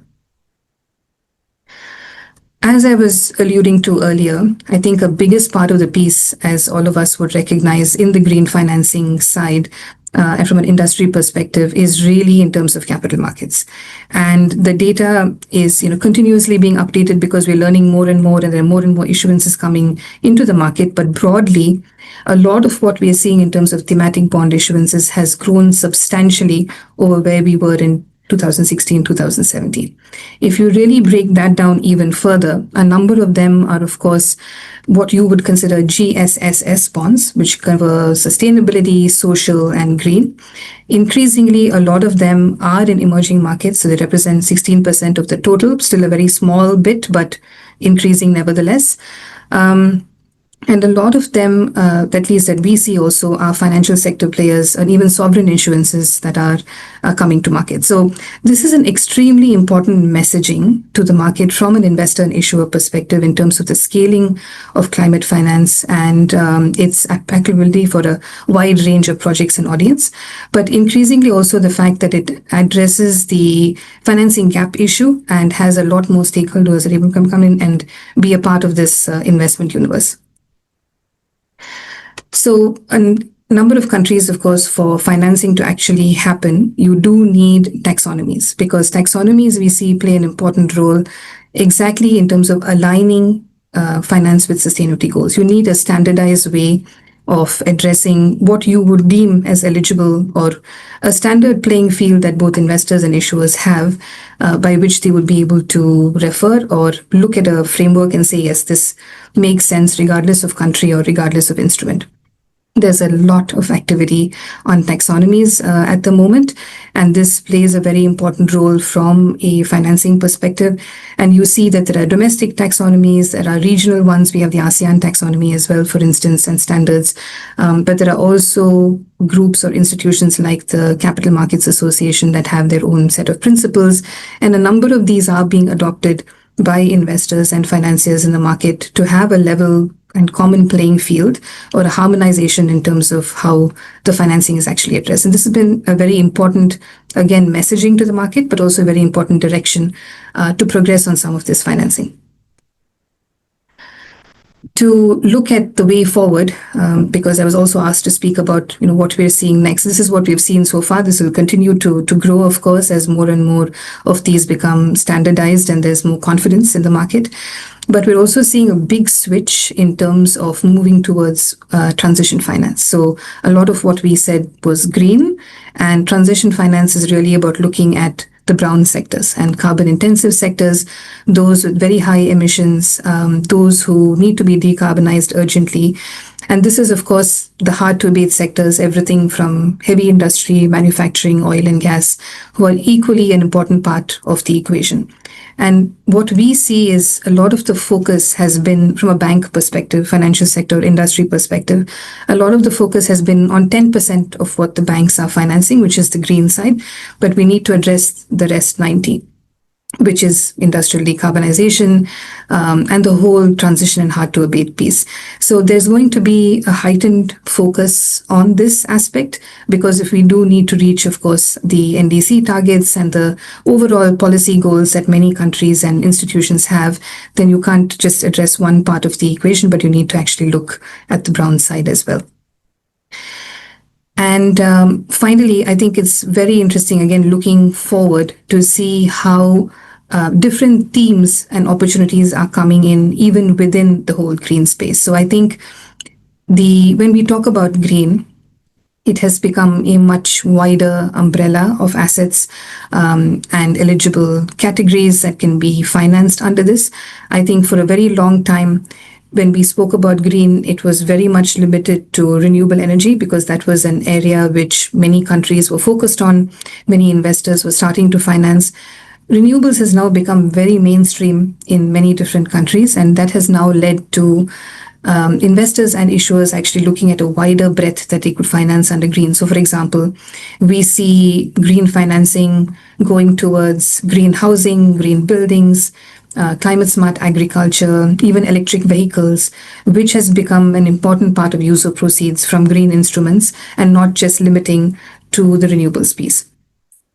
Equally, what we're also seeing is areas like blue finance, which are coming in. So blue is a subset of green finance for all practical purposes.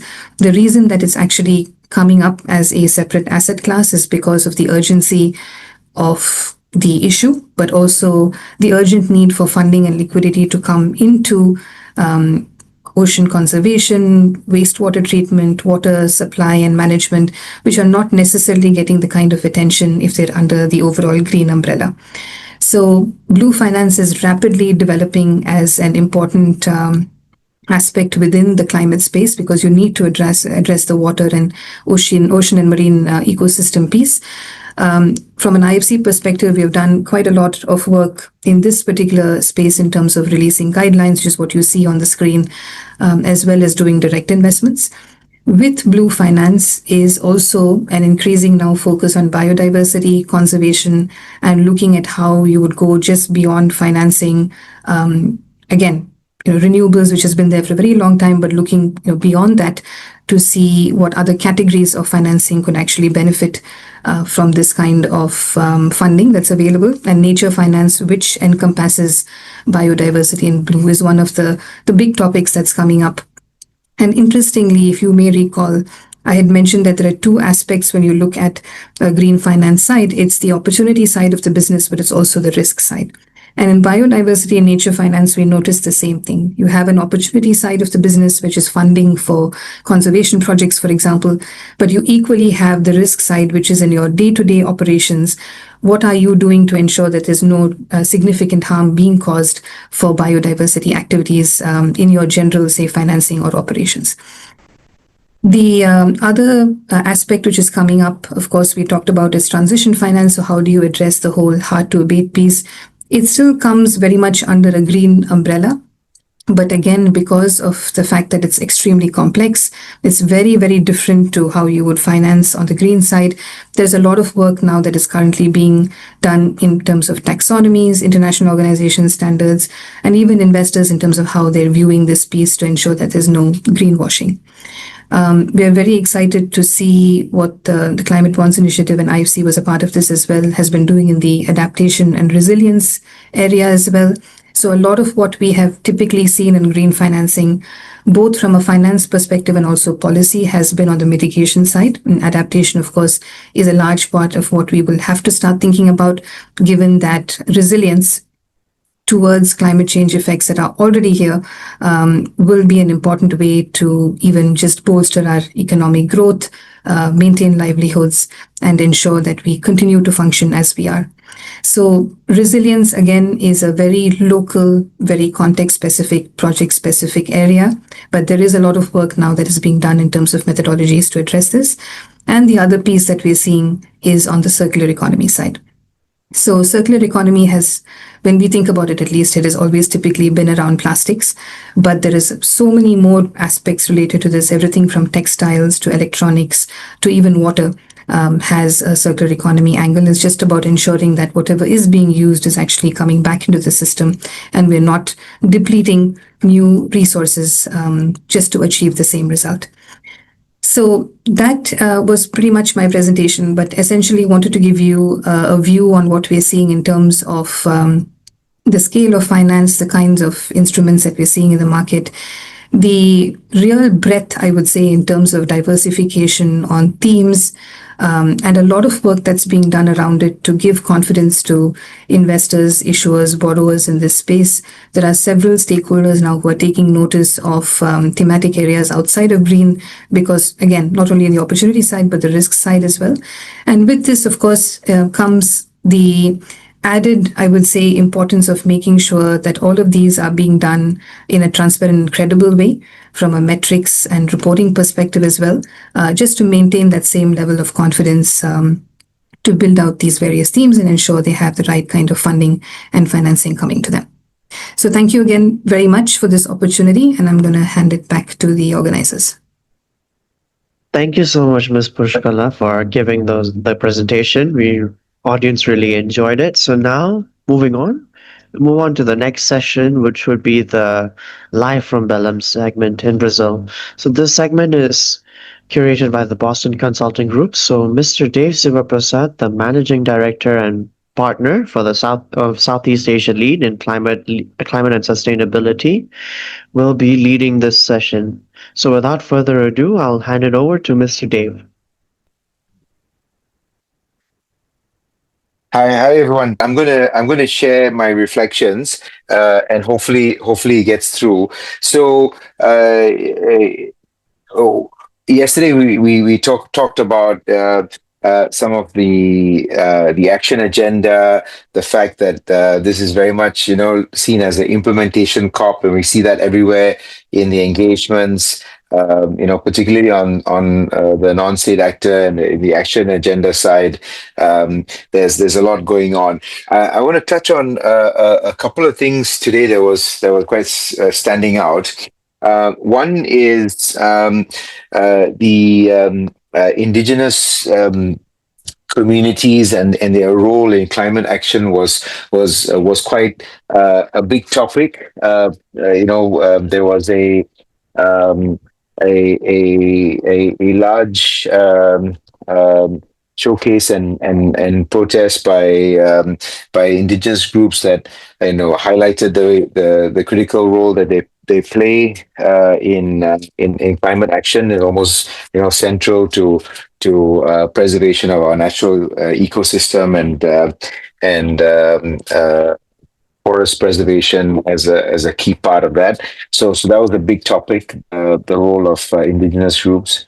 The second one, which is related, is the tropical forest fund facility that has been launched at COP30, and Brazil has been leading on this with a number of other countries that are playing a role, including countries in Southeast Asia with tropical forests, and this is if it scales and is and it turns out to be a viable mechanism, then it will really make a big difference in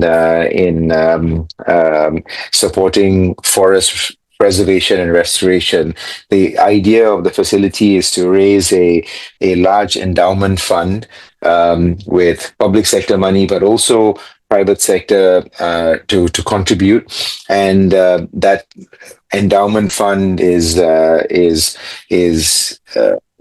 managed as a investment, similar like what you'd have in university endowment funds, and the returns from those investments will then be allocated to countries with tropical forests on some results-based mechanism, which supports preservation and restoration of the forest. So this, I think, is a fantastic innovative mechanism There's much needed, and now it's very much in the early stage. Launched at COP30, but very much early stage, and there's it'll be a positive outcome if it scales. So that's the second thing. And what's interesting about that, and I'll connect it to the first point on the role of indigenous groups, is that part of the design of that fund is that 20% or so of the funds that would be allocated to countries with tropical forests. This goes to indigenous groups that play a key role or central role in preserving these natural environments. So that's, I think, one of the highlights. There are many things going on at COP, because one of the things that was notable and related also to some of the themes of the day. So I'll stop there and hand back to you, Arun. Hopefully that audio came through, because I couldn't hear your audio on your end, but hopefully my audio went through. Thanks. Thank you, Mr. Dave. Yes, I managed to capture most of that. I could hear you quite clearly. I'm sure the audience would have also managed to hear you quite clearly. So yeah. Thank you, Mr. Dave, for the wonderful remarks that you gave on the topic of the role of the indigenous communities. So now, having said that, with that, we would like to conclude today's program. So thank you to all of us for joining us on this 5th day of the Malaysian Support for the COP30 event. We hope you enjoyed the sessions and the discussion. So before you leave, you'd be grateful if you'd complete the short post-session survey form, the one that just popped up just a few minutes just now. So a Zoom poll will pop up on your screen. If it doesn't appear, simply click the poll icon at the top left of your screen. Do stay tuned for our upcoming sessions from November 17, which is a Monday, not Sunday. It's a Monday, so where we'll continue exploring a diverse range of climate themes, which are all listed on the CGM website. Don't miss out on Day 6, Stewardship and Leadership, Accountability Beyond Compliance, taking place on Monday at 8 a.m. The recording of today's session will be available soon, and if you have friends or colleagues who would like to join, registrations are still open, and we look forward to seeing you all on Monday. Thank you.